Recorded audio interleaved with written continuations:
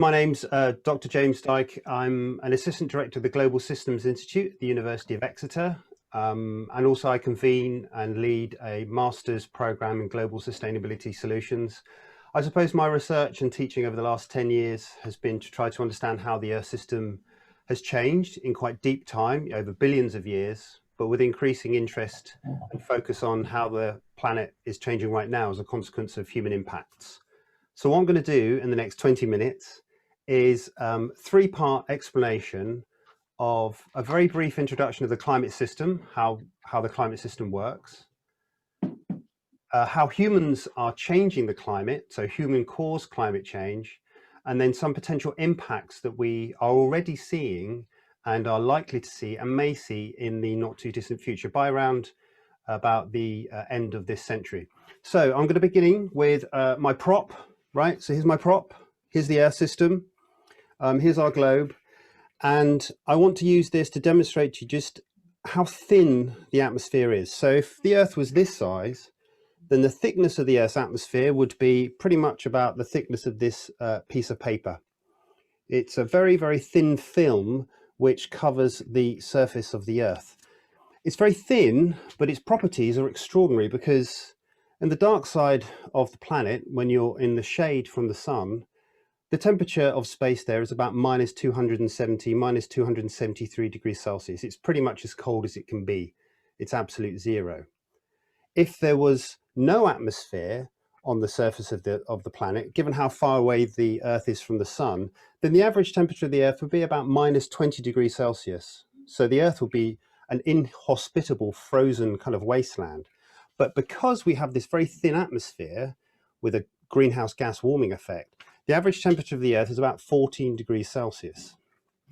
So the first thing I want to point out is that the atmosphere is very thin. It's changed over time. I'll talk about that.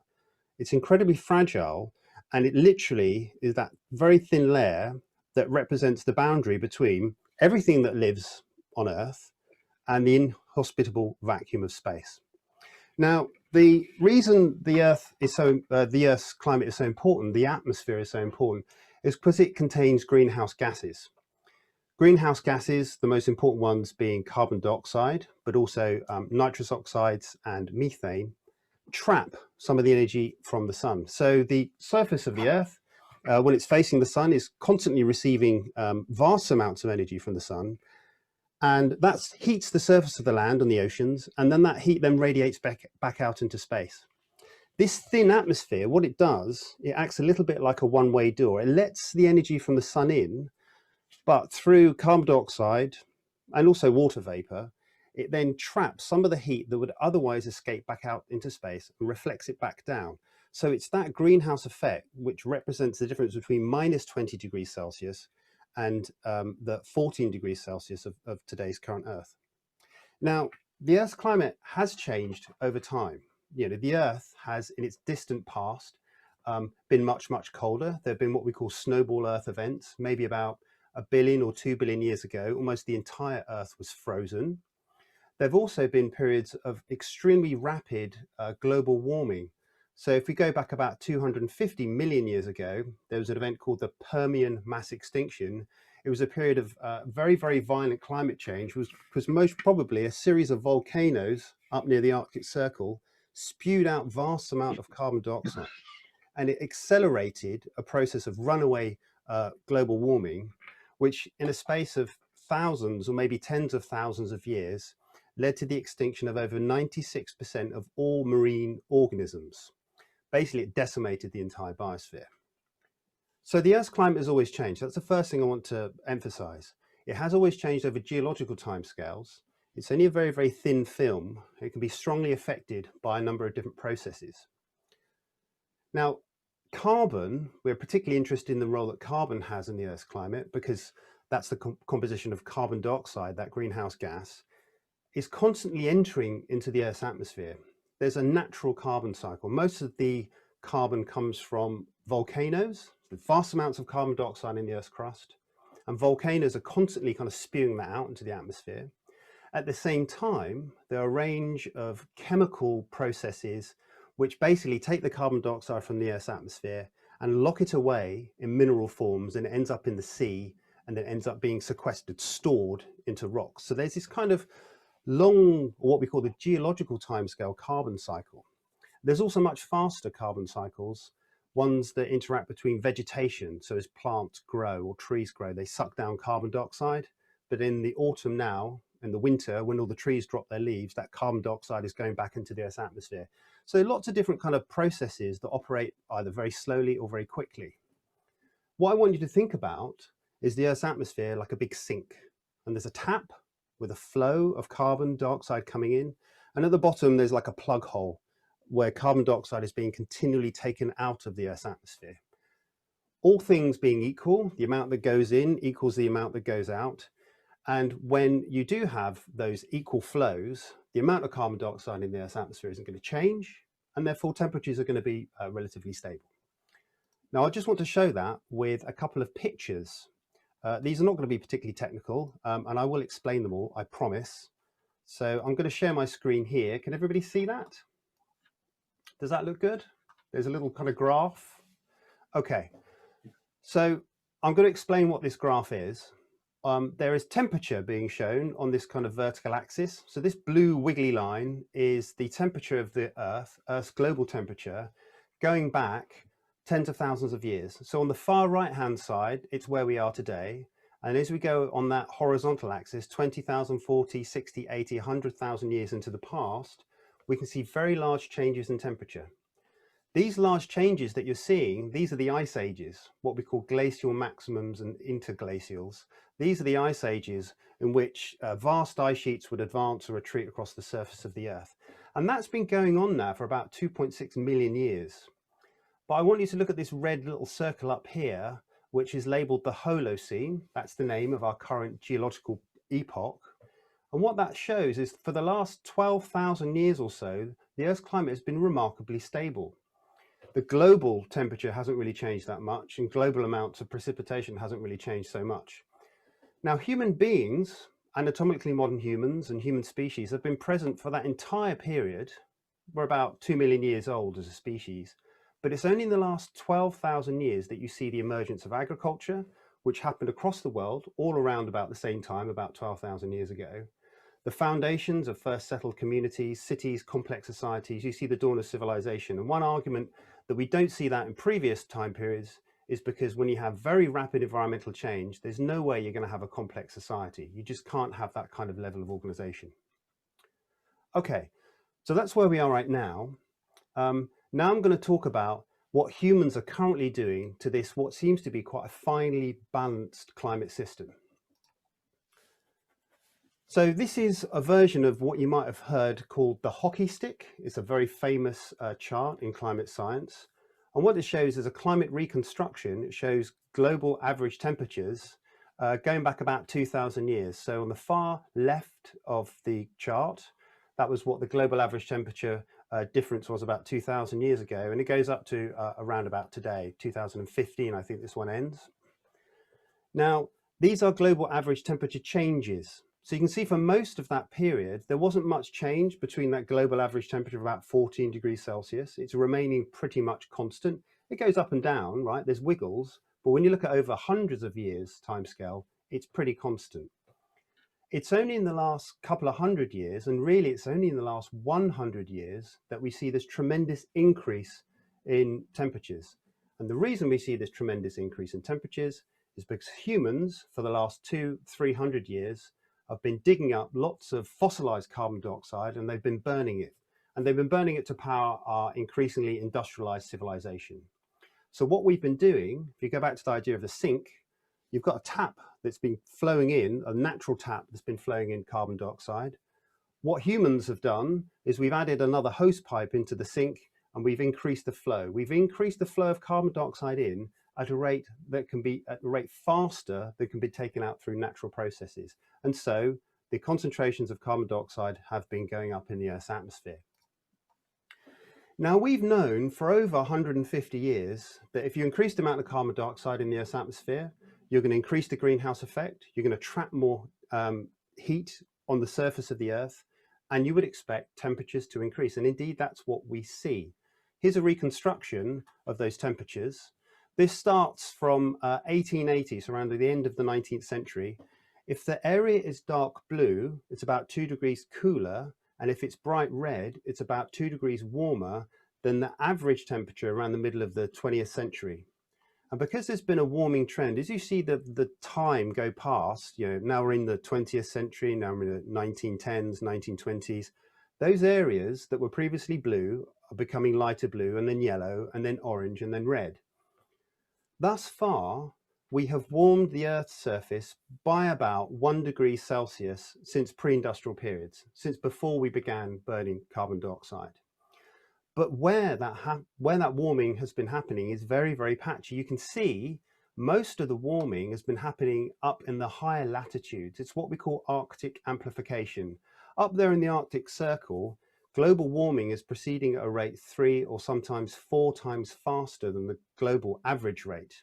We're seeing temperature anomalies up there on average now about 3 or 4 degrees Celsius greater than they were.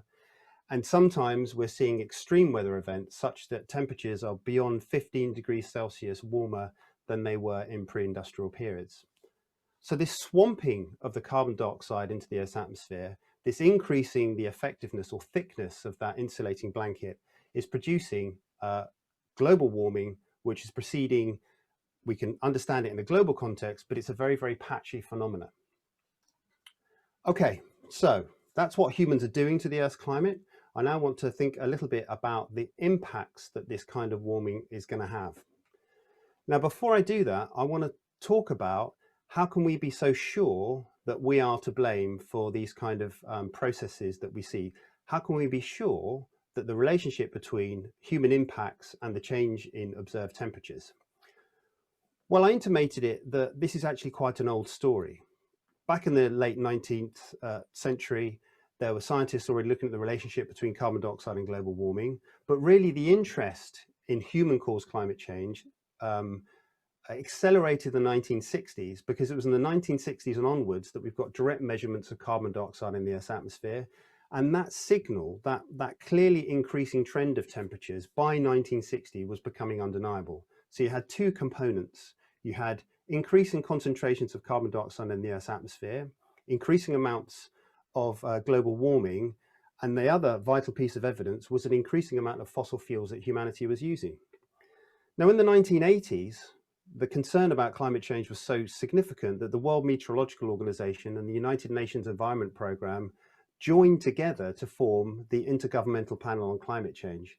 And since then, that organization has coordinated the actions of thousands and thousands of scientists who have, through reviewing vast amounts of material, produced synthesis reports. About every 4 years, they give an assessment of where we think we are in terms of how the climate is changing, to what extent humans are responsible, and where do we think we're going.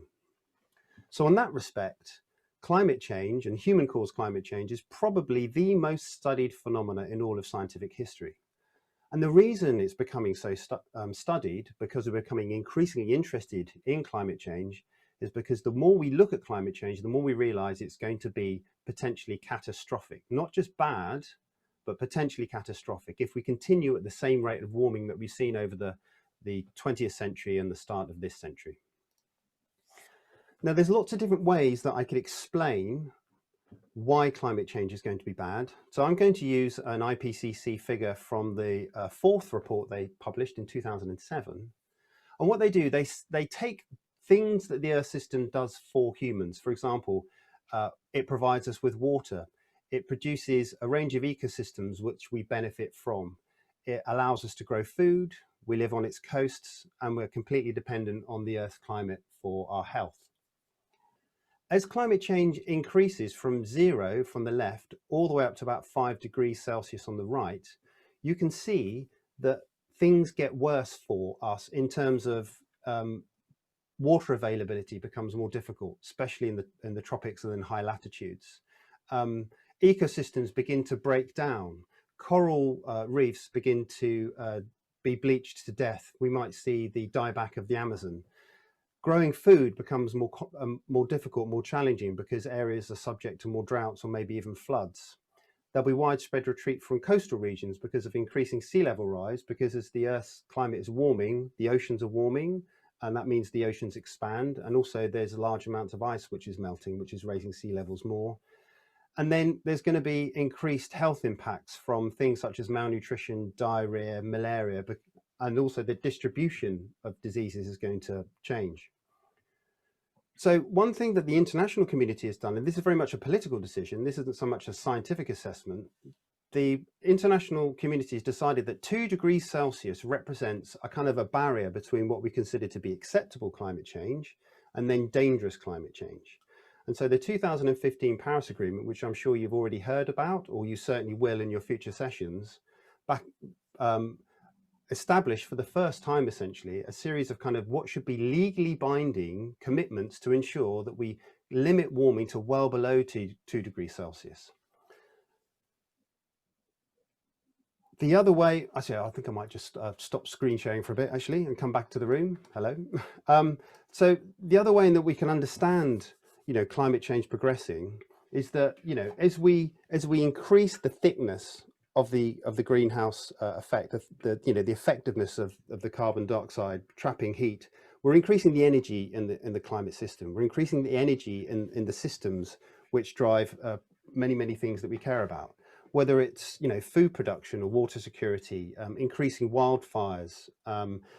It will typically make drier places even drier and wetter places even wetter. And so as you go beyond 2 degrees Celsius, those impacts don't scale nice and smoothly. We might see tipping point dynamics. We may see suddenly the climate change takes our warming and amplifies it even further. Classic tipping point, for example, would be the melt of the Arctic ice sheet, or rather Arctic sea ice, and the perhaps even imminent collapse of the Greenland ice sheet. It might be the case we've already gone past certain tipping points. Certainly if you get to beyond 1.5 or 2 degrees Celsius, we're thinking we might see the irretrievable loss of large sections of the Western Antarctic ice sheet or the Greenland ice sheet, which means that further warming and further sea level rise would be essentially locked in. So there's kind of 2 reasons that we might want to limit warming to no more than 2 degrees. One, we know things just get much worse progressively, but then also there are hidden dangers with regards to potential tipping points or unforeseen circumstances. And also, we might just be unlucky with some natural variability. It might accelerate warming even further. So what I'm going to do is I'm going to finish by showing just a series of pictures, if I may. How am I doing for time, Pete, actually? You've got 2.5 minutes. I can get it done in 2.5 minutes. So as well as, my academic work, I do writing, and I've just actually finished a book about climate change impacts. It tells the story of climate change over very long periods. But then there's also the last section is how humans are changing the climate now. And in writing that book, I had to get a wide range of photographs that basically show climate change impacts that are happening right now. So can you see a photograph of half a house? Is that good? Okay. So that's what's left of a house that was on the beach in New Jersey when Hurricane Sandy hit in 2012. And through a series of photographs and kind of caption text, I was kind of telling the story of how climate change, the 1 degree Celsius of climate change, is already changing our world. So here we've got a photograph taken in the aftermath of Storm Desmond. This is in York. It looks like a normal photograph until you realize just where the flood level water is, just outside her window. So already we're seeing these kind of impacts at 1 degrees warming. And the ability of our civilization to accommodate, to be able to what extent it's actually resilient to these kind of impacts, even with 1 degree Celsius, we're beginning to see the limits of that. So these are some series from the California wildfire season in 2017, which at the time was the most devastating wildfire season until 2018, and then 2020, we've seen even worse fires. While I was finishing the book, large regions of Australia were on fire through unprecedented bushfires, which were produced by unprecedented drought and extreme temperatures. And there was also unprecedented flooding. So there's a whole series of kind of real world impacts now. And to try to maybe summarize this short presentation, I suppose, when you think about the Earth system and the difference between safe, climate change or dangerous climate change, let's say the difference between 2 degrees Celsius or even 4 degrees Celsius, it doesn't sound like much, right? But the difference in the energy and the impacts that's going to have on not just developing nations, not just poorer nations, but rich industrialized nations too, certainly the United Kingdom. I think the best assessment or the summary of the difference between 2 degrees Celsius and 4 degrees Celsius was given by John Schellnhuber, a very eminent German scientist and climate scientist, who basically said the difference is civilization. You do not have 7, 8, 9 billion people alive on planet Earth if we manage to warm it by 4 degrees Celsius by the end of this century. If that was to happen, large regions in the tropics would be completely uninhabitable. There would be the largest migration of humanity in all of human history.